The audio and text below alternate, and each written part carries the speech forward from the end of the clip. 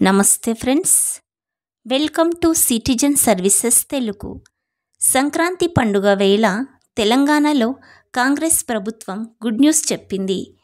తెలంగాణలో కొత్త రేషన్ కార్డుల మంజూరుకు సంబంధించిన మార్గదర్శకాలను తెలంగాణ ప్రభుత్వం సోమవారం విడుదల చేసింది. గణతంత్ర దినోత్సవం ఈ నెల 26 నుండి పౌర సరఫరాల శాఖ ఆధ్వర్యంలో ఆహార భద్రత రేషన్ కార్డులు జారీ కానున్నాయి. దీంతో దీర్ఘకాలికంగా పెండింగ్లో ఉన్న వినతుల పరిష్కారం కోసం సర్కారు ముందడుగు వేసినట్లయింది.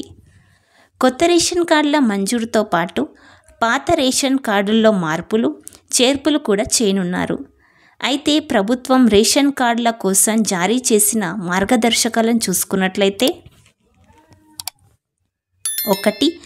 గత నెలలో చేసిన కుల గణన సర్వే ఆధారంగా రేషన్ కార్డులు లేని కుటుంబాల జాబితా జిల్లా కలెక్టర్లకు, జీహెచ్ఎంసీ కమిషనర్కు క్షేత్రస్థాయి పరిశీలన కోసం పంపిస్తారు.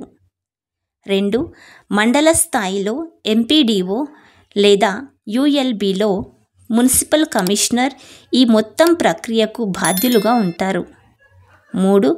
జిల్లా స్థాయిలో అదనపు కలెక్టర్, రెవెన్యూ, డీసీఎస్ఓ నూతన రేషన్ కార్డుల జారీకి పర్యవేక్షకులుగా వ్యవహరిస్తారు. 4. రేషన్ కార్డుల దరఖాస్తుదారుల పేర్లను గ్రామసభ మరియు వార్డు సభలో ప్రదర్శించి చదివి వినిపించి చర్చించిన తర్వాత అర్హుల పేర్లు ఆమోదిస్తారు. 5.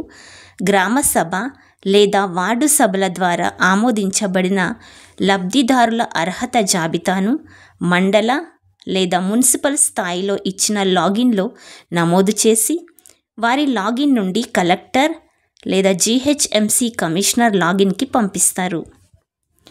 ఆ విధంగా పంపిన జాబితాను కలెక్టర్ లేక జీహెచ్ఎంసీ కమిషనర్ పరిశీలించి సంతృప్తి చెందితే కమిషనర్ సిసిఎస్ లాగిన్కి పంపాలి. ఇట్టి ఫైనల్ లిస్టు ప్రకారం సిసిఎస్ కొత్త రేషన్ కార్డులు జారీ చేస్తారు.